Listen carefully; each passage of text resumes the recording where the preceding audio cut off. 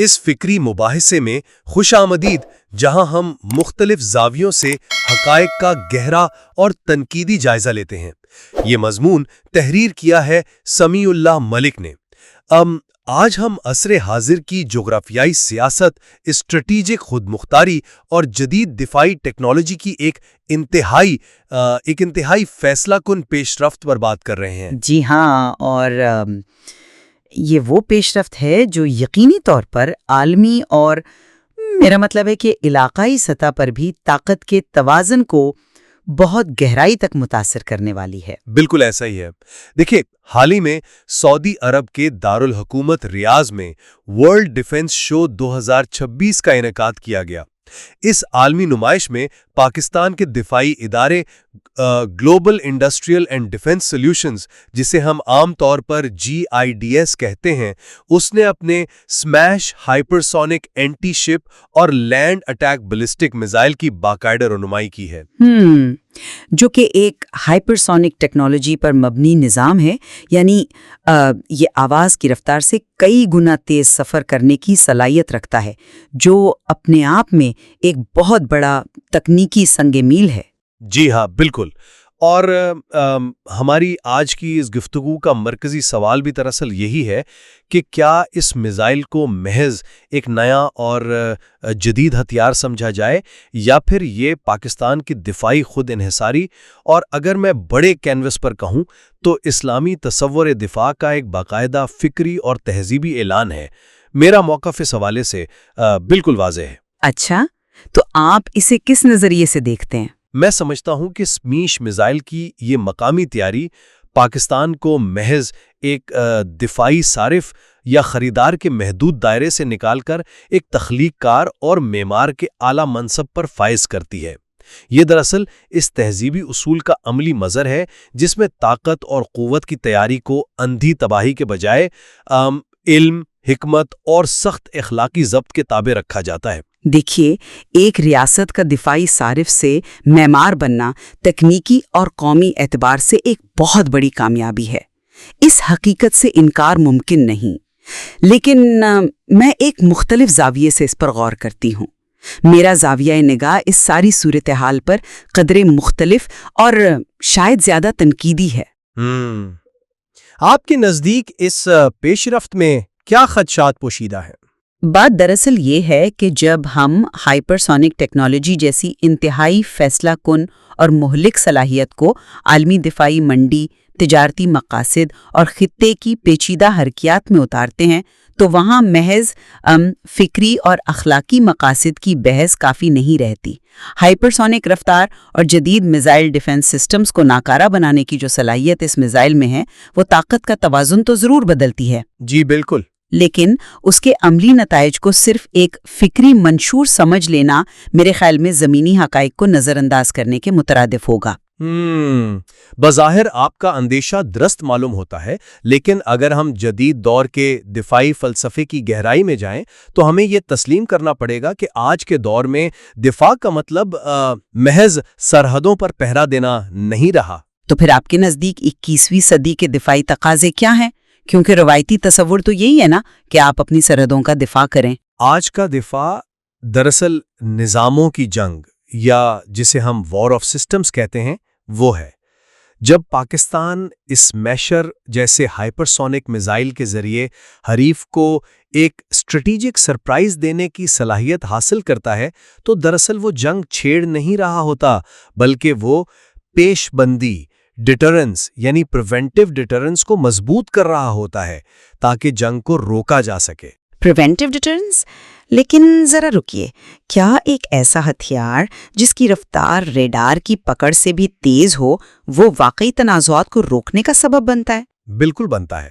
دیکھیے، اس ڈیٹرنس کا بنیادی مقصد دشمن کو اس بات کا غیر متزلزل یقین دلانا ہے کہ جارحیت کی صورت میں اس کا کروڑوں ڈالر مالیت کا جدید ترین دفاعی نظام بھی اسے نہیں بچا سکے گا۔ یہ ایک ذمہ دارانہ قوت کی علامت ہے جو صرف حملے کے بعد روایتی رد عمل پر مبنی نہیں، بلکہ ایک خود مختار فکری بنیاد پر کھڑی ہے تاکہ جنگ مسلط ہونے کا امکان ہی ختم ہو جائے۔ کی حقیقت کا گہرا تنقیدی جائزہ لیتے ہیں۔ ہائپرسونک ٹیکنالوجی کی سب سے خطرناک بات اس کا ریئیکشن ٹائم یعنی رد عمل کے وقت کو ختم کر دینا ہے۔ اور یہی تو ایک کامیاب حملے یا دفاعی ضرب کی سب سے بڑی ضمانت ہے نا؟ کامیابی کس قیمت پر؟ جب آپ کی میزائل کی رفتار اتنی تیز ہو کہ حریف کے پاس فیصلہ کرنے کے لیے محض چند منٹ یا شاید چند سیکنڈز بچیں تو خوف، گھبراہٹ اور مس کیلکولیشن کے امکانات خطرناک حد تک بڑھ جاتے ہیں۔ مشرق وسطی، بحر ہند اور جنوبی ایشیا جیسے انتہائی حساس خطوں میں جہاں ہر وقت کشیدگی رہتی ہے، وہاں ایسی ٹیکنالوجی متعارف کروانا میری نظر میں عدم استحکام کو دعوت دینے کے مترادف ہے۔ لیکن یہ صلاحیت تو طاقت کے توازن کو برقرار رکھنے کے لیے، جب دونوں اطلاف کو معلوم ہو کہ نقصان یقینی ہے تو جنگ نہیں ہوتی۔ امن تو نہیں بیٹھے گا نا، وہ اس کا جواب مزید مہلک، تیز رفتار اور جارحانہ ہتھیاروں کی صورت میں دے گا۔ یہ امن کی ضمانت نہیں ہے، بلکہ یہ ہتھیاروں کی ایک نئی اور انتہائی تیز رفتار دوڑ کا آغاز ہے۔ آپ کا نقطہ اپنی جگہ اہم ہے کہ رفتار خطرات کو جنم دیتی ہے، لیکن ذرا اسمیش میزائل کی ساخت اور اس کے پیچھے کار فرما لاجسٹک فلسفے کو بھی دیکھیں۔ کیا آپ نے اس کے دوہرے کردار یعنی ڈیول رول پر غور کیا ہے؟ آپ کا اشارہ اس کی سمندری اور زمینی اہداف کو نشانہ بنانے کی صلاحیت کی طرف ہے؟ جی بالکل۔ اینٹی شپ اور لینڈ اٹیک کے لیے ایک ہی پلیٹ فارم کا استعمال، جسے تکنیکی زبان میں ہم single stage dual thrust solid rocket motor کہتے ہیں، یہ محض ایک انجینئرنگ کا کمال نہیں ہے۔ تو پھر یہ کس چیز کی عکاسی کرتا ہے؟ یہ لاجسٹک سادگی، اخراجات میں کٹوتی اور آپریشنل لچک کی بہترین مثال ہے۔ اسلامی تصور دفاع میں ہمیشہ سادگی اور کفایت شاری کو ترجیح دی گئی ہے۔ ایک ہتھیار پر وسائل کا بیجا ضیاع، جسے ہم اسراف کہتے ہیں، اس سے بچا گیا ہے۔ سالڈ راکٹ موٹر کا سیدھا سا مطلب ہے کہ میزائل فوری طور پر فائر ہونے کے لیے تیار ہے، اسے مائع ایندھن بھرنے جیسی پیچیدگیوں کی ضرورت نہیں۔ یہ خالصتاً دفاعی ضروریات کو ایک انتہائی منظم انداز میں پورا کرنے کی حکمت عملی ہے۔ سادگی اور لاجسٹک فوائد اپنی جگہ ایک بہت مضبوط دلیل ہیں۔ میدان جنگ میں سالڈ راکٹ موٹر یقیناً سپلائی چین کو آسان بناتی ہے، لیکن کیا ہم اس نام نہاد سادگی کی آڑ میں اس کے مہلک پن کو نظر انداز نہیں کر رہے؟ مہلک پن تو ہر میزائل میں ہوتا ہے، سوال یہ ہے کہ اس کی نوعیت کیا ہے۔ تو پھر ذرا اعداد و شمار کی روشنی میں اس کی نوعیت دیکھتے ہیں۔ جب آپ اسے اینٹی شپ ترتیب میں استعمال کرتے ہیں تو یہ اپنے ساتھ 384 کلو گرام کا وار ہیڈ لے کر جاتا ہے۔ زمینی اہداف کی صورت میں یہ وزن 444 کلو گرام تک جا پہنچتا ہے، اور سب سے پریشان کن بات اس کی درستگی ہے، جس کا CEP یعنی سرکولر ایرر پروبیبلٹی 10 سے 15 میٹر بتایا گیا ہے۔ بالکل 10 سے 15 میٹر کا CEP، وہ بھی آواز سے 2 گنا زیادہ ٹرمینل سپیڈ کے ساتھ۔ یہ محض ایک تکنیکی عدد نہیں ہے۔ جب آپ کا ہتھیار اتنی بے رحم درستگی کے ساتھ تقریباً عمودی زاویے سے حملہ آور ہو کر حریف کی ہر دفاعی طے کو چیر دے تو اسے محض دفاعی کفایت شعاری قرار دے کر اس پر پردہ نہیں ڈالا جا سکتا۔ کیا آپ کے خیال میں یہ دفاعی ہتھیار نہیں رہا؟ جب تک اسے انتہائی کڑی اور ناقابل تسخیر اسٹریٹیجک حدود میں نہ رکھا جائے، یہ ایک انتہائی خطرناک جارحانہ ہتھیار ہے۔ میں سمجھتا ہوں کہ آپ ایسا کیوں سوچتی ہیں، اور ایک 444 کلو گرام کا وار ہیڈ اور 10 میٹر کی درستی آپ کو خالصتاً جارحانہ اور تباکن کیوں لگ رہی ہے، لیکن مجھے ایک مختلف زاویہ پیش کرنے دیں۔ جی، میں سننا چاہوں گی کہ آپ اتنی بڑی تباہی کے امکان کو کس طرح متوازن کرتے ہیں۔ درستگی اور مہلک پن کو صرف اندھی تباہی کے تناظر میں دیکھنا مناسب نہیں۔ اسلامی فکر میں طاقت ایک امانت ہے۔ ذرا اس زاویے سے سوچیں کہ ایک ہتھیار کا 10 سے 15 میٹر کی درستی کے ساتھ عین اپنے ہدف پر لگنا دراصل کیا معنی رکھتا ہے۔ اس کا سیدھا سا مطلب ہے ہدف کی یقینی تباہی۔ جی ہاں، اور اس کے ساتھ ساتھ یہ غیر متعلقہ جانی و مالی نقصان یعنی کولیٹرل ڈیمیج سے بچنے کی سب سے بڑی ٹیکنیکی ضمانت بھی ہے۔ یہ اندھا دھند آئرنگ نہیں ہے جو پورے کے پورے شہروں کو خاکستر کر دے۔ یہ ایک سرجیکل اپروچ ہے تاکہ صرف وہی عسکری ہدف تباہ ہو جو ریاست کے لیے واقعی خطرہ ہے۔ یہ تو آپ کے استعمال کی بات ہو گئی، لیکن جب یہ میزائل کسی عالمی خریدار کے ہاتھ میں جائے گا تو اس کا استعمال کون طے کرے گا؟ جیسا کہ سمیع اللہ ملک اپنے مضمون میں واضح کرتے ہیں کہ اسلامی ریاست پر اخلاقی ذمہ داری عائد ہوتی ہے کہ ہتھیار تنازعات کو بھڑکانے کے لیے نہ بیچے جائیں، دفاعی تعاون میں شفافیت رکھی جائے اور انسانی جانوں کے تحفظ کو ہمیشہ مقدم رکھا جائے۔ پاکستان اس میزائل کو ریاض ڈیفنس شو میں پیش کر کے محض ایک ہتھیار نہیں بیچ رہا، وہ اس عالمی ماحول میں طاقت کے استعمال کا ایک تہذیبی بیانیہ پیش کر رہا ہے کہ طاقت کو فتنہ نہیں بننا چاہیے۔ معاف کیجیے گا، لیکن میں اس بات سے پوری طرح متفق نہیں، اور میں بتاتی ہوں کیوں۔ ہم جس عالمی دفاعی مارکیٹ کی بات کر رہے ہیں، خاص طور پر مشرق وسطیٰ جیسے خطے میں، وہاں طویل فاصلے تک درست حملہ کرنے والے ہتھیاروں کی بے پناہ طلب ہے۔ طلب تو ہر اس خطے میں ہوتی ہے جسے سیکیورٹی چیلنجز کا سامنا ہو، یہ تو ایک فطری امر ہے۔ جی، لیکن یہ طلب ایک تجارتی منڈی کا حصہ ہے، یہ کوئی اخلاقی درس کا تو نہیں ہے نا؟ جب آپ ایک بار اپنا انتہائی جدید اور مہلک ہتھیار کسی دوسرے ملک کو فروخت کر دیتے ہیں تو اس کے بعد اس ہتھیار کا کنٹرول مکمل طور پر آپ کے ہاتھ سے نکل جاتا ہے۔ لیکن دفاعی برآمدات میں ہمیشہ تصویراتی مقاصد اور عالمی معاہدوں کی پاسداری کی جاتی ہے، اینڈ یوزر ایگریمنٹس ہوتے ہیں۔ کاغذ پر دستخط کرنا اور میدان جنگ کی تلخ حقیقتوں میں بہت فرق ہوتا ہے۔ آپ یہ کیسے یقینی بنا سکتے ہیں کہ وہ خریدار ریاست آپ کے بیچے گئے میزائل کو اسی اخلاقی ضابطے، شفافیت اور انسانی جانوں کے تحفظ کے تصور کے تحت استعمال کرے گی جس کا دعویٰ آپ کر رہے ہیں؟ اور اخلاقی ذمہ داری کی کشمکش اتنی سادہ نہیں ہے۔ تجارتی کشش، اربوں ڈالر کا منافع اور ریاستوں کے جیو پولیٹیکل مفادات اکثر اخلاقی بیانوں پر حاوی ہو جاتے ہیں۔ یہ توقع رکھنا کہ دفاعی منڈی کا مزاج یا کوئی بھی دوسری خود مختار ریاست آپ کے فکری اعلان کا منوان احترام کرے گی، ایک بہت بڑی خوش فہمی ثابت ہو سکتی ہے۔ آپ کا یہ نقطہ واقعی غور طلب ہے کہ ہتھیار فروخت ہونے کے بعد خریدار کی نیت اور اس کے استعمال پر آپ کا اختیار باقی نہیں رہتا۔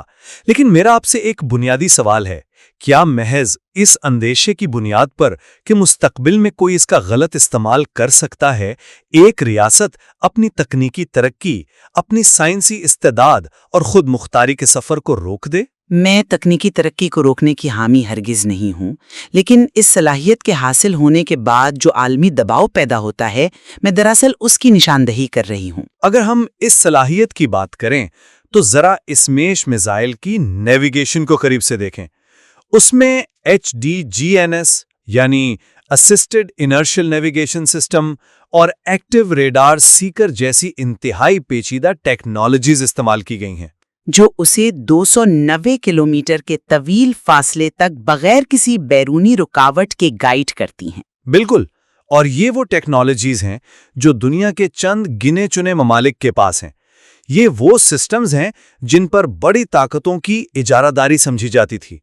آج اگر پاکستان اپنے مقامی اداروں کی مدد سے، اپنے انجینئرز کی مدد سے یہ سسٹم خود بنا رہا ہے، تو کیا یہ ہمیں بیرونی انحصار اور بلیک میلنگ کی زنجیروں سے آزاد نہیں کرتا؟ اس بات میں کوئی شک نہیں کہ تکنیکی خود انحصاری قابل تحسین ہے۔ ایک ایسا ملک جسے اپنے دفاع کے لیے ہمیشہ دوسروں کی شرائط پر کڑی پابندیوں کے سائے میں ہتھیار خریدنے پڑتے تھے، آج وہ اپنے علم، تحقیق اور سائنسی مہارت کے بلبوتے پر خود اس مقام پر آ گیا ہے کہ وہ ٹیکنالوجی کا معمار بن گیا ہے۔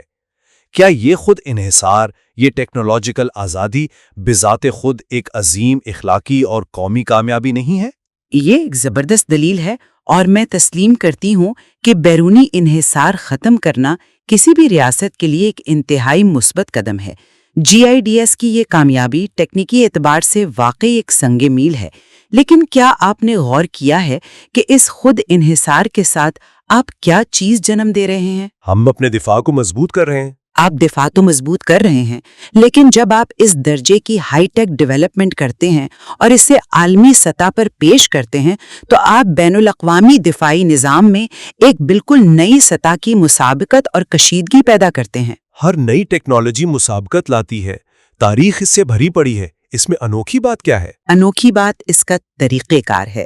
ہائپرسونک رفتار کا یہ عالم کہ حریف کے پاس سوچنے کا وقت نہیں، اور اس کا عمودی زاویے سے یعنی ورٹیکل اینگل سے حملہ کرنا، یہ موجودہ تمام مہنگے اینٹی میزائل سسٹمز اور ریڈارز کو تقریباً ناکارہ بنا دیتا ہے۔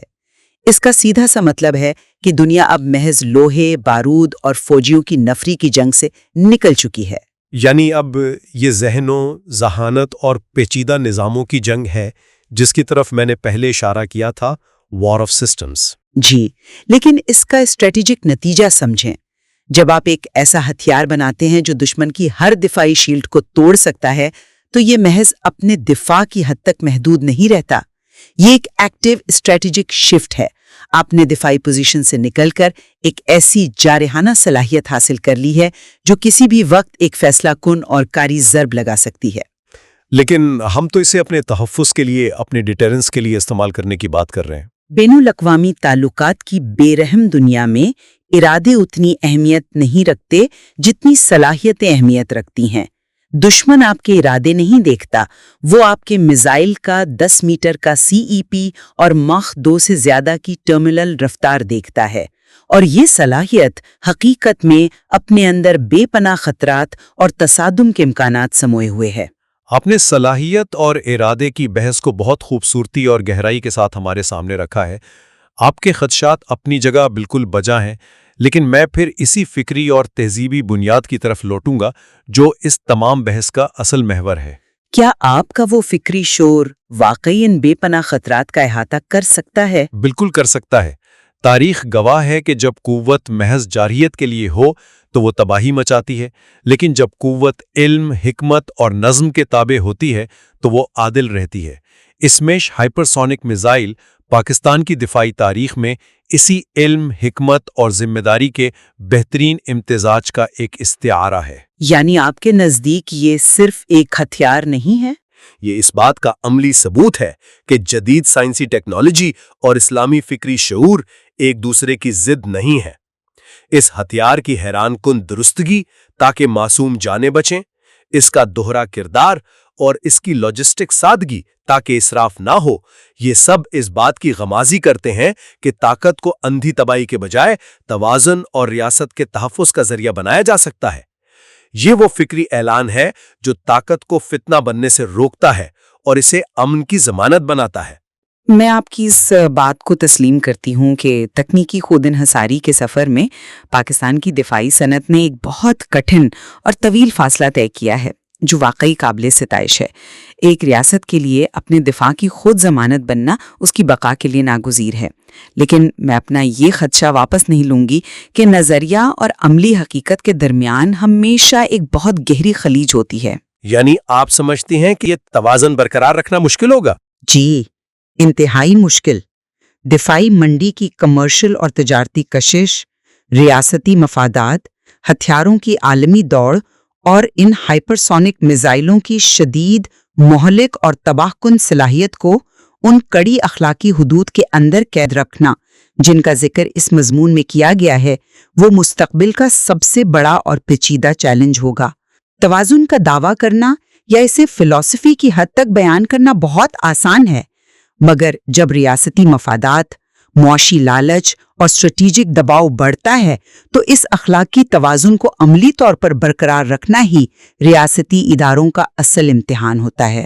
بے شک، طاقت کا حصول، اس کا توازن اور اخلاقی حدود کی پاسداری کوئی ایک دن کا کام نہیں، بلکہ یہ ایک مستقل اور کٹھن امتحان ہے۔ آج کی اس تفصیلی گفتگو میں ہم نے یہی کوشش کی ہے کہ کس طرح ایک جدید ترین دفاعی پیش رفت یعنی اسمیش ہائپرسونک میزائل کو محض اس کی تکنیکی خصوصیات یا جنگی صلاحیت کے علاوہ اس کے تہذیبی، فکری اور عالمی تصویراتی اثرات کے تناظر میں بھی پرکھا جا سکے۔ اور یہ تجزیہ اس لیے بھی ضروری ہے تاکہ ہم مستقبل کے دفاعی اور اخلاقی چیلنجز کا حقیقت پسندانہ جائزہ لے سکیں۔ بالکل، ہماری اس فکری بحث کا مقصد کسی ایک حتمی فیصلے کو مسلط کرنا یا ہم میں سے کسی کو فاتح قرار دینا نہیں تھا۔ ہمارا مقصد ان پیچیدہ حقائق اور فکری پہلوؤں کو پوری دیانتداری کے ساتھ آپ کے سامنے رکھنا تھا، تاکہ آپ خود ان حقائق کی روشنی میں اپنا نقطہ نظر تشکیل دے سکیں۔ اس موضوع میں غور و فکر کرنے اور ٹیکنالوجی اور اخلاقیات کے رشتے کو سمجھنے کی مزید بہت سی راہیں ابھی موجود ہیں۔ یہ فکر انگیز تحریر سمیع اللہ ملک کی ہے۔